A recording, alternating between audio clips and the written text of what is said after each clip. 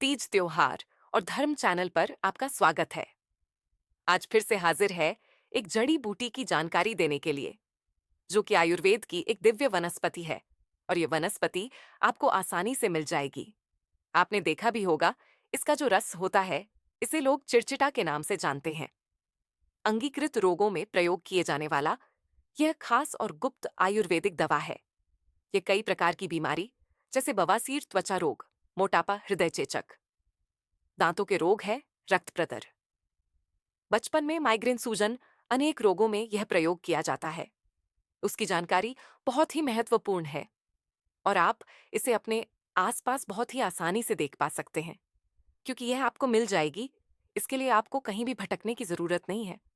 ये कैसे आपके लिए उपयोगी है और कैसे आप इसका दिव्य प्रयोग करके प्राप्त कर सकते हैं, तो उसके लिए आप वीडियो को लाइक करके चैनल को सब्सक्राइब जरूर करें और नोटिफिकेशन पाने के लिए बेल आइकन जरूर से दबा दें। ये वनस्पति बहुत ही आसानी से आपको मिल जाएगी। दो प्रकार की होती है, एक होती है लाल, तो दूसरी होती है सफेद। लाल का मतलब होता है कि एक लाल रंग की और दूसरी लगभग सफेद रंग की, दोनों ही लगभग एक जैसी होती है। लाल वाली की पत्तियां और तने लाल रंग के, इस प्रकार इसके पत्ते जो है थोड़े से लाल रंग के देखने को मिलते हैं। और जैसे ही सफेद वाली का मतलब है कि सफेद रंग की, तो सिर्फ पूरे हरे रंग की होती है। केवल फूल ही इसका सफेद होता है। यही से लोग यहीं पर कंफ्यूज होते हैं कि दोनों के औषधीय गुण समान है या नहीं। तो यह पौधा 2 से 3 फीट तक ऊंचा होता है। इस पौधे पर इस तरह के फूल लगे होते हैं, जिनको हम उल्टा चीर चीता के नाम से जानते हैं। इसकी पहचान करना बहुत ही आसान है। हर गुजरने वाले के कपड़ों में ये कांटे की तरह चिपक जाते हैं। इसकी जड़ जो होती है, ये बहुत ही काम की होती है। अलग अलग क्षेत्र में अलग अलग नाम से इसे पहचानते हैं। आपके यहाँ किस नाम से जानते हैं, जरूर बताइए। क्योंकि संस्कृत में इसी अप्पा मार्ग, मराठी मंजरी, हिंदी में चिड़चिड़ा, लटजीरा इत्यादि नाम से जानते हैं। और गुजराती में अधरतल के नाम से, और नेपाली में गतिबंध, तेलुगु इत्यादि नाम से जानते हैं। इसका वनस्पति नाम आकाश परिणीति है। यह आपके क्षेत्र में मिलता है या नहीं, जरूर से बताएं। चिड़चिटा बहुत ही ज्यादा पावरफुल, शक्ति शोधन, रक्तवर्धन प्रयोग, मूत्र मल्लाना, चयन अंक, वाटिका और कांडू प्रकार का होता है। यह वित्त प्रकार, विश्वास, प्रकाश, वैष्णव, छह त्वचा रोग, उदार रोग, अतिशीघ्र माताजी, कानून, आसन में प्रयोग किया जाता है और लाभकारी होता है। वीडियो को आप ध्यानपूर्वक देखेंगे तो पहले प्रयोग है कि आपको बुखार आदि दूर करने के लिए यह काली मिर्च और लहसुन के साथ में बराबर मात्रा में पीस कर चबाने से, या गोलियां बनाकर छाया में सुखाकर करके 1 या 2 गोली सुबह शाम को पानी के साथ लेने से सभी प्रकार के बुखार शीघ्र से शीघ्र ठीक हो जाते हैं। दूसरा, चिड़चित्ते का प्रयोग। इसकी जड़ को सुखाकर बारीक कर बनाकर रख ले। इसमें बराबर मात्रा में काली मिर्च ½ ग्राम मात्रा में सुबह शाम गुनगुने पानी के साथ लेने से सभी प्रकार के बुखार ठीक हो इसका जाते तीसरा हैं। प्रयोग है कि बुखार को दूर करने के लिए आपको इसका रस 5 ग्राम पुष्प, 5 ग्राम काली मिर्च और फिटकरी के बस 1 गिरा लेकर के मिलाकर सेवन करने से हर प्रकार का बुखार ठीक होता है। बुखार दूर करने के लिए एक और प्रयोग है।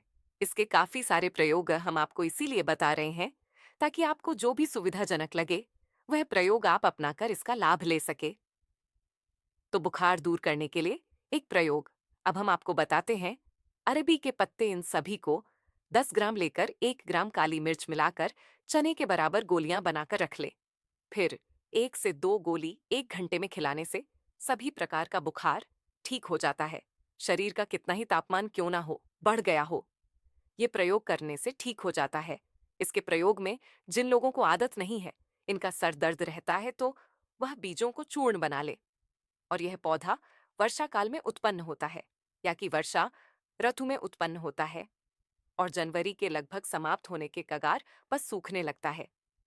तभी आपको इसके बीजों को एकत्रित करके रख लेना चाहिए।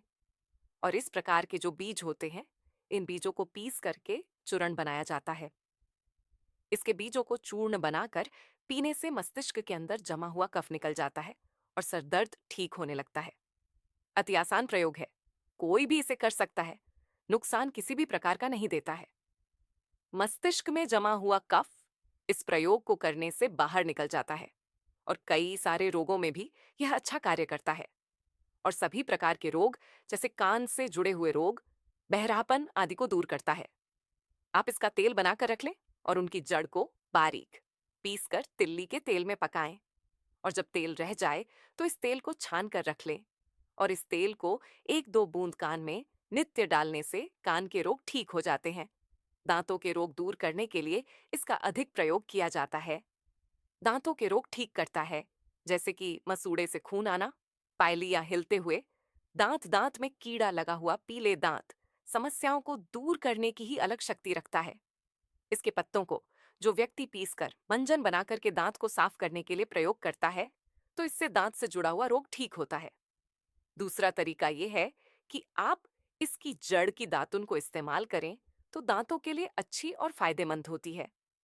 दांतों में लगा हुआ जो पस होता है वह दूर होकर दर्द में लाभकारी होता है। और इसके तने की दातुन की जाती है तो अति उत्तम होती है। इसके तने की दातुन काटकर छाया में सुखा ले और फिर इसके बाद दातुन करें। दातुन को पानी में डालें और जैसे ही वह नरम होती है तो आप इसे कर सकते हैं। इसके पत्तों को उबालकर गरारा करने से मुंह में जितने भी पुराने से पुराने छाले होते हैं, मसूड़े की सूजन होती है, तो वह दूर होती है।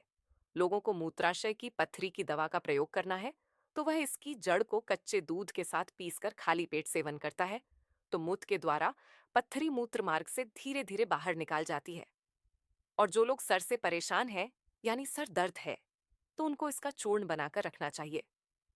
इसके लिए आप इसके जड़ को 5 ग्राम कमल केसरी और 1 ग्राम शतावरी, 2 ग्राम बादशाह के पत्ते और 2 ग्राम इन सभी को 1 गिलास पानी में उबालकर ठंडा करके पीने से खूनी बवासीर ठीक होता है। इसका एक और प्रयोग है कि 5 ग्राम दही में 10 ग्राम चित्त का पचांग मिलाकर सेवन करने से भी आप ठीक होता है। एक रोग होता है जिसे भस्मक रोग कहते हैं। इस रोग में पाचन शक्ति बढ़ जाती है, जो व्यक्ति को बहुत ज्यादा भूख लगती है या खाना खाने के बाद भी व्यक्ति की भूख खत्म नहीं होती है, इसको बस में कर लेती है। तो ऐसे में भूख को नियंत्रित करने के लिए इसका प्रयोग किया जाता है। पुराने के समय में साधु संत समाधि किया करते थे तो वह इसी की चिट्ठी की खीर बनाकर प्रयोग करते थे ताकि लंबे समय तक उनको भूख ना सताई। और इसके लिए आप इसके बीजों को पीसकर 5 से 10 ग्राम मात्रा में काली मिर्च को पीकर खाने से बस मैक रोग ठीक हो जाता है। तो इस तरीके से आप इसका सही प्रयोग और सही इस्तेमाल कर सकते हैं। साथ ही साथ इसका एक प्रयोग ये है कि 5 से 10 ग्राम चूर्ण को दूध में पीसकर खीर बनाकर खाना खाना चाहिए और हफ्ते में एक बार प्रयोग करने और अपने डॉक्टर की सलाह अनुसार अधिक बार ही प्रयोग कर सकते हैं। इससे भूख नियंत्रित रहती है और वजन कम होने लगता है।